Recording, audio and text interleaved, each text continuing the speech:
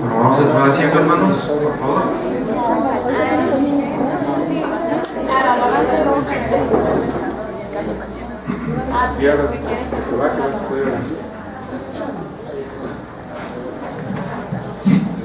Vamos a orar. Bendito sea, Señor Dios nuestro, Rey del universo, porque te ha placido encarnarte, Señor, de tal manera que en la muerte en la cruz, Señor, y en la resurrección hemos tenido la esperanza de salvación, Señor, de tu reino. Te suplicamos que vengas pronto. Ahora te suplico que tu Espíritu nos guíe, Señor, hacia toda la verdad. Que, no obstante, Señor, nuestros pecados, Señor, finalmente tu Espíritu quebrante nuestro corazón de tal manera que veamos tu gloria, Señor, a través de nuestra vida transformada, Señor, y siendo revestidos, Señor, de ti, de tu presencia en nuestras vidas. Te damos gracias en el nombre de nuestro Señor Jesucristo. Bueno, hermanos, antes de iniciar, el día de ayer tuvimos un día muy especial, realmente, una obra de teatro muy linda y queremos darle gracias a Dios. Y ya desde entonces, y ya que está el hermano Norberto aquí presente, que nos estuvo el día de ayer, y está la hermana Mari, ya ve que luego uno se le ocurren ciertas cosas. El siguiente año estaba pensando, y sería bueno que oráramos como iglesia y nos planteáramos esa meta como iglesia. En Semana Santa, ¿por qué no tener una presentación un poco más grande? Ya la hermana me dijo que como con 3 meses de anticipación, pues estamos muy a tiempo. Y lo hacemos en un lugar un poco más grande, digo, en un cine, ya más o menos sé en qué cine podemos hacerlo. Y invitamos, no sé, 400 personas con una meta y compartimos el Evangelio con 400 personas en Semana Santa. Entonces, sería bueno, sobre todo porque los muchachos también tuvieron una participación muy activa. Sí, y quien no haya visto la obra, pues se perdió de algo muy, sobre todo por la historia en general, ¿no? Y cómo la montaron los muchachos. Damos gracias a Dios por ello. Y damos gracias a Dios porque en la iglesia Dios nos ha proveído de talentos naturales, ¿no? Jamás en la vida yo me imagino, yo a Brandon lo conozco desde que era un niño, pues, y nunca me hubiera imaginado.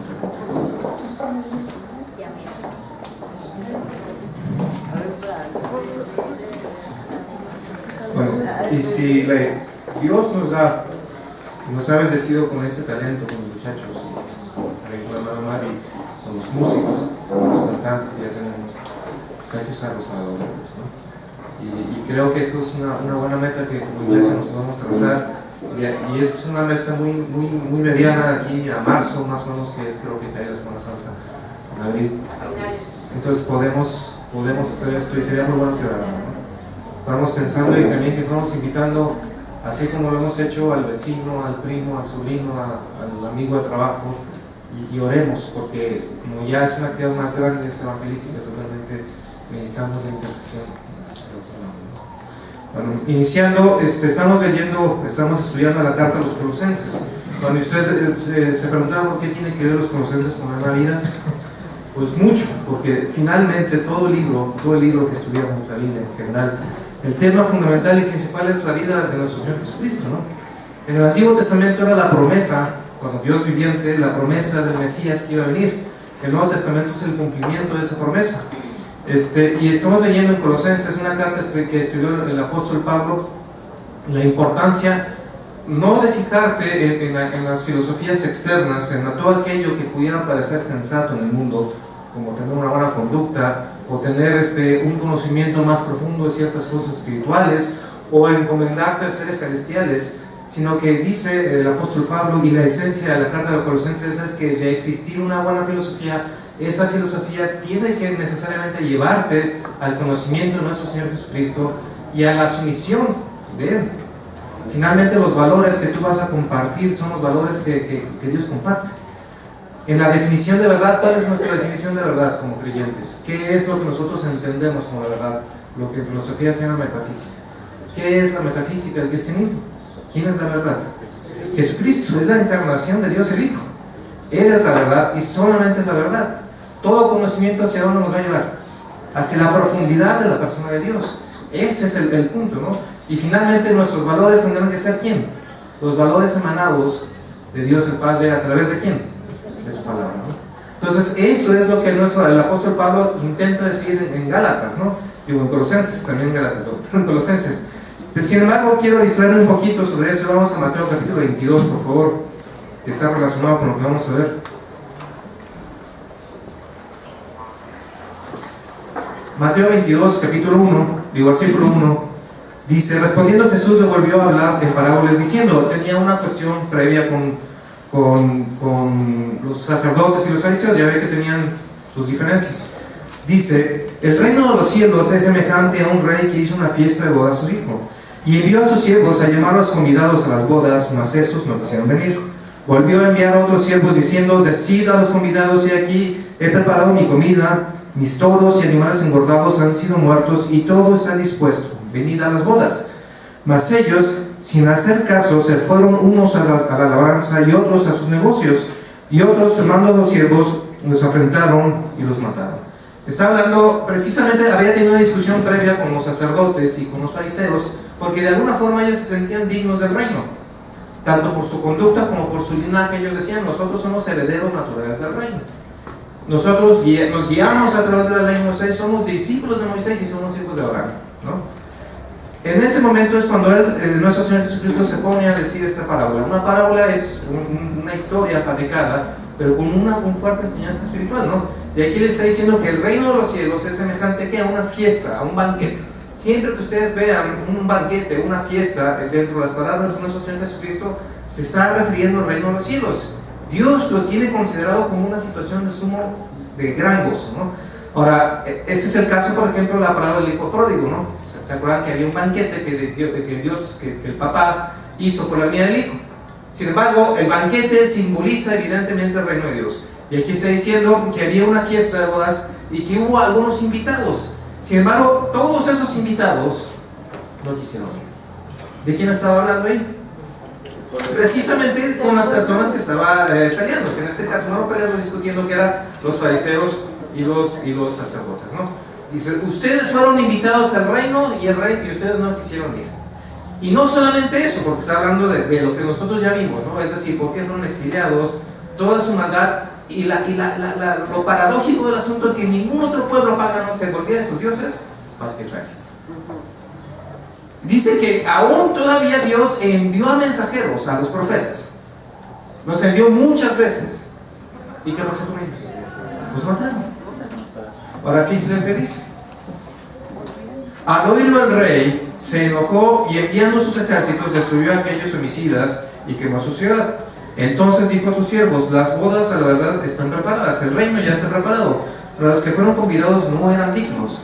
Y pues a las salidas, a los caminos, y llamad a las bodas a cuantos halléis. Y esto evidentemente caló en los oídos de los oyentes. ¿Por qué? Porque ellos decían: ¿cómo no somos dignos? Primero. Y segundo, ¿cómo va a invitar a cualquiera que venga aquí? Porque esto se refería evidentemente a los publicanos, a todos aquellos que ellos pensaban que eran indignos hijos de Israel. Y él estaba diciendo: el rey, que es Dios, lo que va a hacer es a ustedes los va a hacer un lado y va a empezar a invitar a quienes, a todos aquellos que ustedes consideran que son indignos. Ahora fíjense lo que dice: y saliendo los siervos por los caminos, juntaron a todos los que hallaron, juntamente malos y buenos, y las bodas fueron llenas de convidados.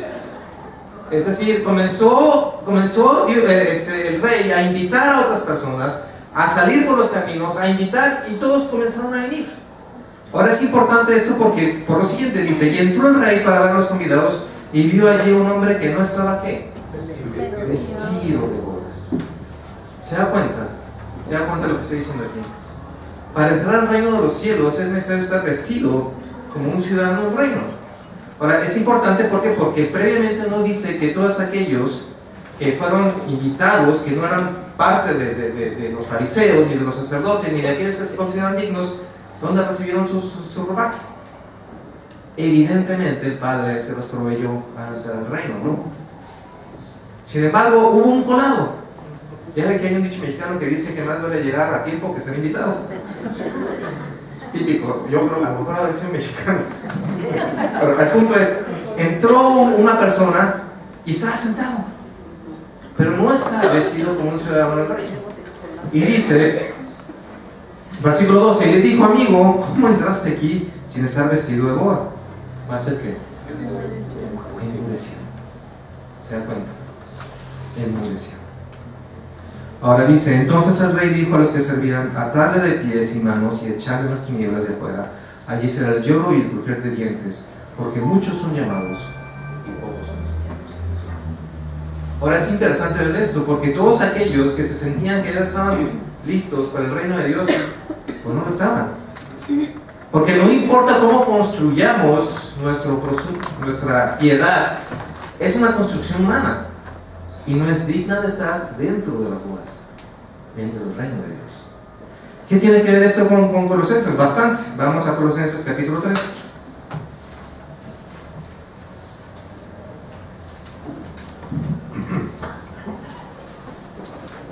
¿Se acuerdan que desde el versículo 2 habla sobre la plenitud de la vida en Cristo? Dice: mirad que nadie se engañe por medio de filosofías, versículo 8, y huecas sutilezas, según las tradiciones de los hombres, conforme a los rudimentos del mundo y no según Cristo. Y comienza a decir, a hablar acerca de las filosofías, y dice, versículo 3, y a vosotros, estando muertos en pecados y en la incircuncisión de vuestra carne, os dio vida juntamente con él, perdonándonos cuántos pecados, todos. ¿Pero quién nos perdonó? Dios, ¿no? Dice: anulando el acta de los decretos que había contra nosotros y que nos era contraria, quitándola de en medio y clavándola en la cruz, y despojando a los principados y a las potestades, los exhibió públicamente, triunfando sobre ellos en la cruz. Y aquí está hablando de la necesidad de la cruz. ¿Qué quiere decir con esto? Era necesario que nuestro Señor Jesucristo muriese en la cruz. ¿Por qué? Porque alguien tenía que pagar el precio del pecado. Aquí está hablando de que nosotros estábamos apartados de Dios por el pecado. Y por ese pecado nosotros no podíamos tener acceso a Dios. No podíamos tener acceso ¿a dónde? Al reino de Dios. Y dice que el Hijo, Dios el Hijo, en su encarnación, murió en una cruz y que Él pagó todo ese pecado para que nosotros pudiésemos estar ¿dónde? Dentro del reino. Ahora dice: por tanto, nadie os juzgue en comida, en bebida, o en cuanto a días de fiesta, luna nueva o días de reposo, todo lo cual es sombra de lo que ha de venir, pero el cuerpo es de Cristo. Ahora,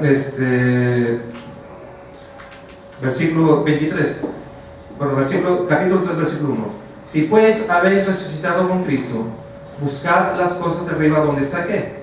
Cristo sentado a la diestra de Dios. Poned la mira en las cosas de arriba, no en las de la tierra, porque habéis muerto y vuestra vida está escondida ¿dónde? Con Cristo. Cuando Cristo vuestra vida se manifieste, entonces vosotros también seréis manifestados con gloria. Continúa la disertación y dice finalmente: ustedes ya están muertos al pecado, ustedes han sido crucificados con Cristo, y ahora ustedes tienen que buscar, naturalmente, no las cosas de aquellas cosas donde ustedes ya están muertos, sino en donde hay vida. ¿Y dónde hay vida? Allá arriba. Las cosas de allá arriba. ¿Qué es lo que entonces nosotros valoramos? Las cosas del reino. ¿Se dan cuenta? ¿Qué es lo que usted debe valorar? Las cosas del reino, no las cosas de este mundo. Dice: poned la mira en las cosas de arriba, no en las de la tierra, porque habéis muerto y vuestra vida está escondida ¿en dónde? En Cristo Jesús. Dice: hacer pues morir lo terrenal en vosotros, fornicación, impureza, pasiones desordenadas, malos deseos y avaricia, que es idolatría. Ahora aquí está hablando de que nosotros tenemos que hacer morir todas aquellas cosas que ya están muertas para nosotros. Porque revivimos aquellas cosas que ya fueron crucificadas ¿en dónde? En la cruz. ¿Sí? ¿Se da cuenta? Ahora, importante es lo siguiente, dice: porque habéis muerto y vuestra vida está escondida ¿dónde? Con Cristo Jesús. Dicho de otra forma, usted está revestido ¿de quién? De Cristo. Y aquí es donde lo vamos a ligar con Mateo 22. Nosotros, para entrar al reino de los cielos, tenemos que estar revestidos o vestidos de ¿quién? De Cristo. Si usted no está revestido o vestido de Cristo, usted no puede estar en el reino de los cielos. Porque Dios nuestro Señor ve la justicia de ¿quién? La justicia de Cristo, ¿en dónde? En nosotros. ¿Se dan cuenta? Ese es el estándar de justicia que Dios demanda. ¿Qué es lo que demanda a nosotros? Pues un amor profundo e incondicional para la persona de Dios, y que amemos a nuestro prójimo como nosotros mismos. Un amor profundo e incondicional a la persona de Dios. Y eso es muy importante, por lo siguiente. En estas fechas celebramos la Navidad. Celebramos lo que dice Juan capítulo 1, versículo 14, que el verbo se hizo carne. Aquella persona que es el ser más poderoso del universo, aquel que en Colosenses dice que sustenta y creó todas las cosas y que por él fueron todas las cosas, se revistió como de humanidad. Y nació en un pesebre. Tuvo una mamá, tuvo un papá. Papá postizo, papá. Estuvo en una familia. Comió, padeció hambre, creció. Seguramente fue a la escuela. Comenzó a tener un trabajo. 30 años comienza su ministerio. Y este hombre comenzó a hablar con una profunda autoridad y conocimiento de la Biblia, de la palabra de Dios, de la voluntad de Dios. Y sabe que no solamente hizo eso, sino que adicionalmente sanó al cojo, sanó a los heridos, hizo esto, alimentó a 5,000, alimentó a 1,000. ¿Y sabe qué hizo? Resucitó muertos. ¿Por qué? Porque de él estaba profetizado que así fuera, ¿no? Se presentó con todas sus credenciales y finalmente, un día más o menos de abril, un domingo, entra a la ciudad montado en un pollino y todos comienzan a decir: bendito el que viene en el nombre del Señor, Hosana. ¿Y sabe que una semana antes había resucitado a quién? A Lázaro. ¿Usted qué haría si usted viera, y usted sabe que hay una persona que está muerta de 4 días y lo ve salir de la tumba dando de brinquitos? O sea, yo corro, no sé, algo, pero no me quedo ahí parado seguramente. Eso fue lo que hizo Dios. Eso fue lo que hizo Jesús. Después, unos días después, con sus 12 discípulos, celebra la Pascua, la última Pascua. Y en ese momento de intimidad dice que el sentido del ser humano es que nosotros, capítulo 17 de Juan, veamos su gloria y seamos muy felices por ella. El propósito de la salvación de la raza humana es que nosotros, como sus hijos redimidos por Él, veamos su gloria y estemos completamente felices por ello. ¿Cuánto tiempo? Por siempre. Fíjense que no está hablando de que nosotros tengamos prosperidad en esta tierra o que seamos inmortales en el sentido de que no haya corrupción en nuestra carne, sino que el propósito de habernos salvado es de que nosotros veamos su gloria y quedemos muy satisfechos con ello. Un viernes, el mismo hombre que había sido aclamado recientemente es azotado, es flagelado, sus muñecas son traspasadas, su espalda es desgarrada y murió solo en una cruz. Solo. Porque Dios estaba cargando en él el pecado de todos nosotros. Y Dios el Padre, como es justo, rompe comunión con el Hijo. Y en ese momento nuestro Señor Jesucristo exclama: Dios mío, ¿por qué me has abandonado?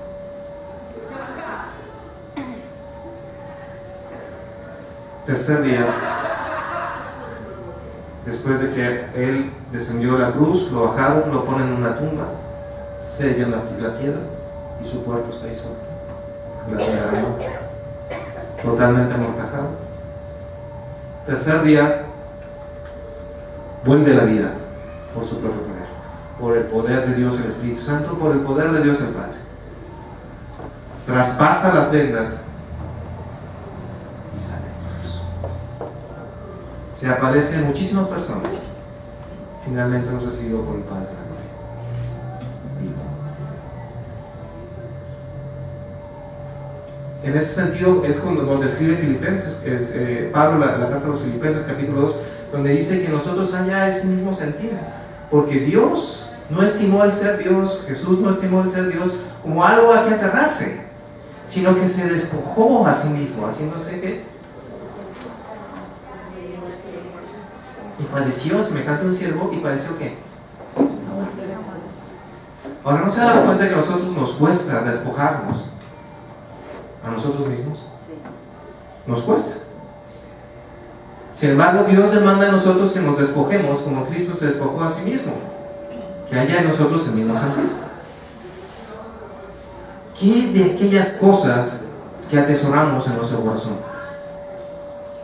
Esos odios, por ejemplo, los rencores. No, esos son míos, sino, así como si fuera algo de que sentirse orgulloso, ¿no? Son míos, y aquí están, y no los voy a soltar. Y ahí estamos. ¿O qué de las ganancias deshonestas? Porque robamos y decimos, no, ayúdate que Dios te ayudará. ¿Sí o no? ¿O qué tal de nuestros pensamientos? Todas aquellas cosas que nos rebordeamos y decimos, no lo puedo soltar. Y Pablo dice, haced morir pues lo terrenal en vosotros, fornicación, impureza, pasiones desordenadas, malos deseos y avaricia, que es idolatría, cosas por las cuales la ira de Dios viene sobre los hijos de desobediencia. Dicho de otra forma, ustedes como creyentes, después de entender y saber lo que Cristo hizo por ustedes, no pueden vivir de la misma manera de donde fueron rescatados. De la misma manera, porque la ira de Dios estaba sobre ustedes, haciendo lo que ustedes hacían, teniendo un Dios ajeno al Dios de la Biblia. Dice, en las cuales vosotros también anduvisteis en otro tiempo cuando vivías en ellas, pero ahora dejad también vosotros todas las cosas, todas estas cosas, ira, enojo, malicia, blasfemia, palabras deshonestas de vuestra boca, es decir, no solamente las cosas que externamente se ven, digo, porque hay cosas, en este caso, la impureza, las pasiones desordenadas son muy visibles, ¿no? Pero ¿qué de aquellas cosas que son invisibles? Las que están aquí, las que no se ven. La envidia, por ejemplo. Ay, ojalá se muera, siempre le va bien, ¿no? La envidia. O sea que Dios no solamente quiere de nosotros una apariencia, una vestidura muy bonita, apariencia, una vestidura aparente de bondad, sino que además quiere que la bondad sea integral, que la vestidura sea íntegra, que ustedes estén escondidos, ¿en dónde? En la persona de nuestro Señor Jesucristo. Dice, y revestidos de nuevo, el cual conforme a la imagen del que lo creó, se va renovando hasta el conocimiento pleno, donde no hay griego ni judío, circuncisión ni incircuncisión, bárbaro ni escita, siervo ni libro, sino que Cristo es el todo. ¿Y cómo? En todos. Cristo es el todo de su vida. Cristo es el todo de su vida. ¿Por qué? Porque dice que el revestimiento, la nueva vestidura del cristiano, en esa nueva vestidura, Cristo es ¿qué? Todo en tu vida. Todo. Cristo es el todo de nuestras vidas. ¿Lo ves? Digo, porque ahora los muchachos pueden pensar, no, el todo de mi vida es ese muchacho que me gusta, o esa muchacha que me gusta, o esa carrera que yo anhelo. No. Si nosotros somos creyentes, realmente somos creyentes, nosotros tenemos que renunciar ¿a qué? A todo. A todo. Porque nuestra vida está escondida ¿con quién? Con Cristo. Porque todo, Cristo es nuestro todo. Porque finalmente toda nuestra esperanza y todo lo que somos es ¿quién? Está escondido en Dios. Y hemos sido rescatados por Cristo, hemos sido crucificados en la cruz junto con Cristo, y nosotros ya no vivimos. Cristo es el que vive en nosotros. Y usted puede decir, bueno, pues la vida tiene muchos problemas. Pues sí, sí los tiene. Y hay muchas angustias, sí las tiene. Pero nosotros tenemos una esperanza. Lo vimos la vez pasada. ¿Qué es nuestra esperanza? Ser invitados al reino de Dios, estar en la mesa con Dios, ver su gloria. Hermanos, cualquier cosa que usted pase en este mundo, cualquiera, dígame la cosa más peor que usted se puede imaginar, cualquiera, no tiene precio, no es incomparable a ver la presencia de nuestro Dios cara a cara. Cualquier cosa. Ahora, no se equivoque pensando que su vida eterna comienza el día que usted muere. No. Su vida eterna comienza en el momento en que usted ha recibido a nuestro Señor Jesucristo y usted ha sido renacido a través del Espíritu Santo. Ahí comienza su vida eterna. Y la vida eterna comienza ya ahora y se ejercita cuando ya ahora. Nosotros somos ciudadanos del reino. Ciertamente en este momento tenemos la carga de una naturaleza pecaminosa. Sin embargo, nosotros hemos sido revestidos ¿de quién? De Cristo. Hemos sido revestidos de Cristo. Tenemos una nueva naturaleza. Y en esa nueva naturaleza dice que Dios es todo en todos. ¿Se da cuenta? Y dice adicionalmente, vestidos pues como escogidos de Dios, santos y amados, de entrañable misericordia, de benignidad, de humildad, de mansedumbre, de paciencia, soportándonos unos a otros y perdonándonos unos a otros. Si alguno tuviera queja contra otro, de la manera que Cristo os perdonó, así también hacedlo. ¿Quiénes? Vosotros. Muchas veces somos muy prontos para exigir nuestro derecho. ¿O no? Es que él me vio feo. Digo, y aquí está hablando específicamente de la comunión entre hermanos, entre creyentes, entre gente de la iglesia. Ahora usted se podrá pensar, podrá suponer que en la iglesia no hay conflictos, pero no, en la iglesia hay conflictos, por supuesto que los hay, ¿no? Sin embargo, aquí está diciendo algo, dice que de la misma manera, en la misma santidad que Cristo se movió en la tierra, usted tendrá que hacerlo de la misma manera. Es decir, si nuestro Señor Jesucristo puso una mejilla, usted debe poner ¿qué? Una mejilla. Si Cristo perdonó a aquellos que lo estaban crucificando, usted tiene que ¿qué? Que perdonar. Porque el Espíritu Santo mora en ¿dónde? En usted. Y el Espíritu Santo genera ese fruto ¿cómo? En usted también.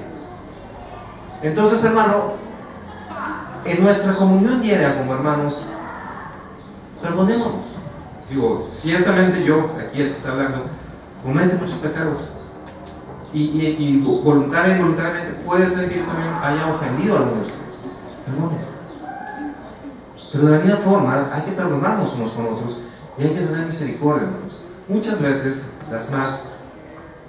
no sabemos el trasfondo del hermano o qué sucedió en su semana, o a lo mejor tuvo una semana difícil y nosotros somos muy prontos para juzgar y decir, no, el hermano es un sangrón, o sea, lo es y no debería de estar ni hacer ni... No podemos hacer eso, hermano. Extendamos nuestra mano de misericordia y amor, no solamente con los inconversos, también con ¿quién? Con los creyentes. Con los creyentes. Seamos un ejemplo en ese sentido. Se cuenta la historia de había una congregación grande, bastante grande, y había un anciano, un pastor anciano, que estaba a cargo de la enseñanza cristiana en la iglesia, ¿no? Y la primera vez que fue una familia a esa iglesia, invitados, tuvieron una junta de ministerio y no se pusieron de acuerdo. ¿Y sabe qué? Peor aún, pelearon enfrente de todos los demás. No, hermano, es que tú estás equivocado. No, usted siéntese. Todos se quedaron así, ¿no? Siguiente domingo, la familia no estaba indecisa si iba o no a la iglesia. Digo, pues si vemos esas cosas, pues mejor no voy a mi casa y los mismos papelones están ahí, ¿no? Bueno, resulta ser que van a la iglesia, se sientan después de una fuerte discusión. Se para el pastor y dice, antes de comenzar cualquier cosa quiero pedirle perdón. Entonces el otro también ya con mucho quebrantamiento se para y también le pide perdón a otra persona. Finalmente llegan, se abrazan, se perdonan y continúan. Eso fue de mucho de muy grande testimonio para estas personas, y ellos se convirtieron ese día. ¿Por qué? Porque hay conflictos, hermano, porque somos pecadores, tan pecadores como cualquier otro, pero hemos sido redimidos por el poder de Dios. Y ese asunto de darse cuentas, pedirse perdón, no es natural del hombre. En el hombre lo natural es el orgullo, el odio, el rencor, ese tipo de cosas. Es lo que está diciendo Pablo, que es parte de nuestra carne. Ese día, esa pareja decidió, fueron tocados por Dios el Espíritu Santo y se convirtieron. ¿Habrá conflictos en la iglesia? Los habrá, ¿no? Seguramente. Pero que aún esos conflictos sean una oportunidad para que la gloria de Dios sea manifiesta en los hombres. Sea manifiesta en los hombres. Dice, continuamos. Versículo 15, bueno, el 14 dice: y sobre todas estas cosas, vestidos de amor, que es el vínculo perfecto, y la paz de Dios gobierne en vuestros corazones, a la que asimismo fuisteis llamados en un solo cuerpo, y sed agradecido. La palabra de Dios, de Cristo, mora en abundancia en vosotros, enseñándonos y exhortándonos unos a otros en toda sabiduría, cantando con gracia en vuestros corazones al Señor con salmos e himnos y cánticos espirituales. Y todo lo que hacéis, sea de palabra o de hecho, hacedlo todo en el nombre del Señor Jesucristo, dando gracias a Dios el Padre por medio de Él. Y hermanos, esto es muy importante porque está hablando, evidentemente es una hipérbole, es una exageración, pero tiene una idea central. ¿Y cuál es la idea central? Que su vida ya no es de usted. Que si usted es creyente, su vida ya no le pertenece. Que si usted es creyente, su vida es para la gloria de Dios. Y todo lo que usted haga, absolutamente todo, tendrá que ser ¿para qué? Para la gloria de Dios. Hecho en el nombre de nuestro Señor Jesucristo, como si Jesucristo nuestro Señor lo estuviera haciendo. Eso es lo que quiere decir. Es decir, que cuando usted está hablando con su jefe, usted está ahí como embajador de Cristo. Y lo que su jefe debe de ver es el comportamiento de Cristo, de nuestro Señor Jesucristo, ahí. Y usted dice, no. ¿Sí? Así es. Cuando usted esté tratando con su esposa, usted debe tratar a su esposa como Cristo amó a la iglesia. Sí, así debe ser. Es decir, que usted tiene que inclusive dar su vida por ella. Eso quiere decir que inclusive usted tendrá que servirle a ella. No. Al revés. ¿Usted cómo va a tratar a su esposo? Con amor, con misericordia, con benevolencia. No exhibiendo a su marido en todos lados. No, pues es que a qué hora cree que llevo ayer. Ya sea que llevo hermano, no tiene por qué decirlo. No, y también, no, ¿te acuerdas de 1521 que me por? No, hermana, hay que perdonar, hay que olvidar, hay que extender la misericordia también para quién, para su marido. ¿Cómo debemos de tratar a nuestros hijos? ¿Cuál es el propósito de la disciplina para nuestros hijos? Corregirlos, pero corregirlos ¿hacia dónde? Hacia la persona de Dios, no hacia lo que yo quiero, ¿no? Porque yo puedo enojarme con mi hijo, decir, no, es que yo no quiero que seas ingeniero, quiero que seas doctor, o sea, eso es absurdo. ¿Sí? Finalmente, nosotros tendremos que estar como padres orando todos los días por nuestros hijos, pidiendo que el Señor haga su voluntad sobre ellos. ¿Y qué tal si nuestros hijos, el Señor los manda al ministerio? Ay, ya todos los papás nos tienen las manitas. Porque mi hijo va a ser pobre, ¿no? ¿O qué tal si, peor aún, o sea, el Señor nos manda al frente de la batalla, ya a donde nunca ha habido un cristiano, donde hay muy poquitos, y donde sabemos que su vida está en riesgo? ¿Qué preferimos? ¿Que nuestros hijos estén perdidos en el mundo? ¿O que estén arriesgando su vida allá? ¿Cuáles son sus valores? ¿Qué es lo que nosotros valoramos? Es complicado, sí. ¿Y qué tal a su vecino? Ese vecino que tiene que es una astilla en el pie. ¿Cómo lo tratamos? Lo que trato de decir, hermanos, es esto. Cuando Filipenses habla, capítulo 2, de que tengamos en nosotros el mismo sentir, es que nosotros sintamos de la misma manera que Jesucristo hizo cuando murió por nosotros. Si usted se da cuenta, sinceramente, usted se ve al espejo, dígame alguna buena razón por la cual Cristo tendría que haber muerto por usted. Ahora, que nos hace pensar que nosotros, bajo ese mismo sentir, no tendríamos que extender esa misma misericordia y amor al prójimo. ¿Y quién es su primer prójimo en su casa? ¿Su marido o su esposa? Y después siguen los hijos, y después los vecinos, y después sigan. Ese es el sentido de ser creyente, y es lo que está diciendo Pablo. ¿Por qué? Porque finalmente el propósito de una filosofía, de lo que están hablando, se recordará que había 4 filosofías que estaban ahí metidas. El propósito de cualquier filosofía o credo tendría que ser transformar nuestra vida. Aquí dice, el propósito de la real filosofía, el real credo que nosotros tenemos, es que nosotros seamos revestidos de Cristo y que nosotros, como embajadores de Cristo, reproduzcamos la persona de Cristo en una versión individual. Ciertamente Dios no quiere robots, pero sí quiere una versión de Cristo en Juan José, en la hermana Mari, Moisés, hermana Rebeca, Samuel, en mi persona. Y ese es el estándar que Dios demanda, no sugiere, Él demanda. Y Él ha dado todo, absolutamente todo, para que esas cosas sean hechas de esa manera. Y Él así lo demanda. Así es. Ahora, en esta Navidad, que es propicio a esto, que usted se va a juntar con la familia, que usted se va a juntar con los amigos en la fiesta de la empresa, bla, bla, bla. Sería muy lindo, que usted fuera un testimonio de la gloria de Dios en medio de eso. Muy lindo.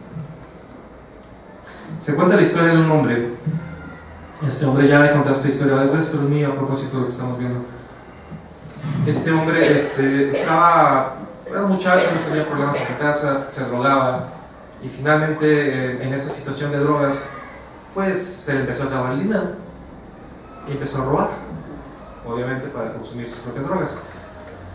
Y en eso veía que en el pueblo, en Atlanta, ellos veían que había un hombre que era rico, un anciano. Finalmente se meten a la casa del anciano. No supo ni cómo estuvo, pero el caso es que el anciano terminó muerto. Se metió junto con un amigo y lo robaron. 2 o 3 días después lo agarra la policía, empieza el juicio y evidentemente él sale culpable. Digo, él no sabe, no recuerda si él disparó o no disparó, pero que el único que sabe que él y su amigo entraron a la casa y el señor terminó muerto. Finalmente los 2 muchachos fueron condenados a muerte. Sea Electric. Este muchacho particularmente comenzó a saber del evangelio en la cárcel. Había un ministerio de evangelismo dentro de la cárcel, y el predicador un día estaba hablando, y como él estaba en los reos de alta peligrosidad que ya están condenados a muerte, pues de alguna forma tuvo la facilidad de hablar con él, y él, en esa plática él recibió a Cristo. En esa conversión el Señor cambió su vida de una forma totalmente radical. Este hombre no solamente comenzó a estudiar la palabra de Dios, sino a comenzar a estudiar acerca de doctrina. Como si fuera un seminario, pues tenía todo el tiempo del mundo, pues comenzó a leer. ¿Y sabe qué? Comenzó a testificar a los demás,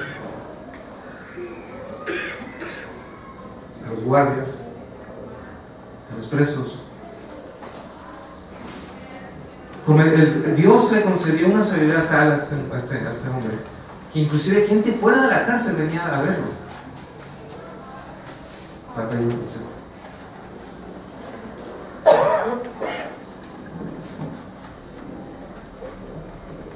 Finalmente este hombre fue perdonado de la pena de muerte. Y la petición de perdón, ¿sabe de quién vino? De los familiares de la persona que había asesinado.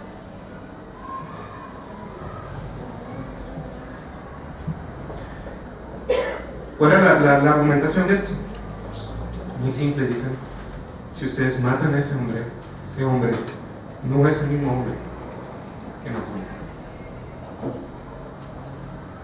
Primero salió en libertad condicional ya eso no es definitivamente. ¿Qué cree que hizo este hombre? Se dedicó al ministerio. Y ese es el punto. El punto de ser cristiano. El punto de ser cristiano no es venir a la iglesia, aunque agradezco que vengan todos ustedes. No es que vengan a las actividades, no es que usted se vista de una pureza o se abstenga de ciertas cosas o se meta a conocimientos. El sentido último, la esencia misma del cristianismo es que nuestra vida sea transformada de tal manera que no seamos los mismos. De modo que si alguno está en Cristo, nueva criatura es.